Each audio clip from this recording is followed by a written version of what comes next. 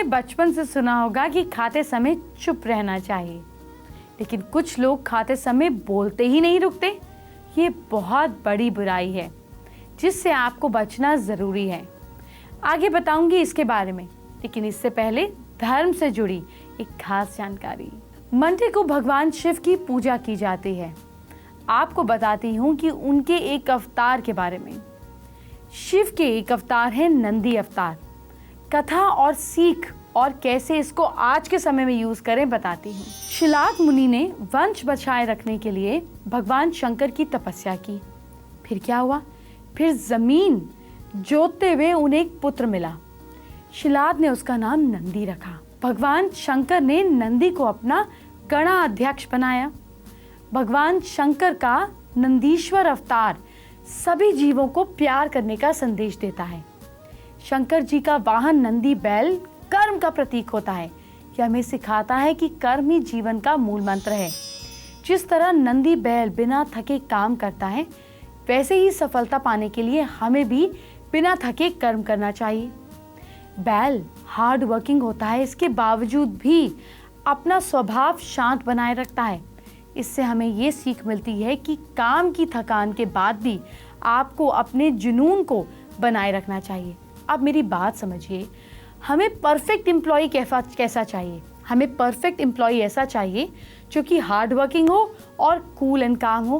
बिल्कुल सही। अब आप क्या करें? अगर आपकी फैक्ट्री है, आपका ऑफिस है, आप कुछ भी काम करते हैं, घर पर भी रहती हैं, तो भी एम्प्लॉयज़ तो होते ही हैं।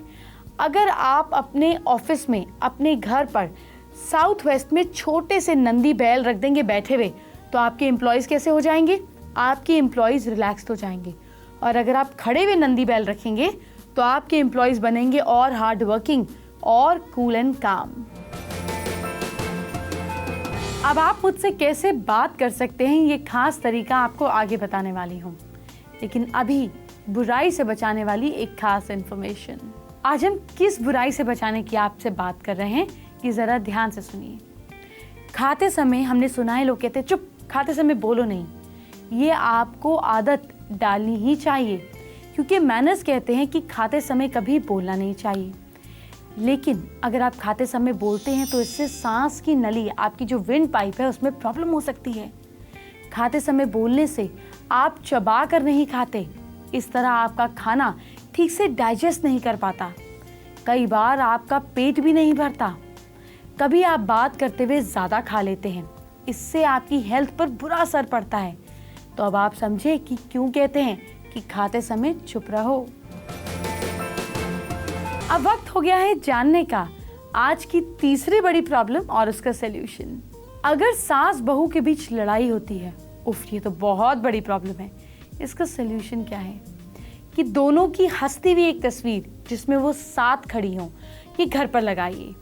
ये ऐसी जगह हो जहाँ पे दोनों की नज़र इस फोटो पे पड़ती रहे। इसको साउथ वेस्ट में लगाते हैं तो क्या कहने। अगर आप किचन साउथ और ईस्ट के बीच में, यानी कि आग्नेय कोण में ना हो, तो इस कोण में आप एक लाल रंग का बल्ब लगा दीजिए, क्योंकि इससे भी फीमेल्स का माइंड बैलेंस रहता है।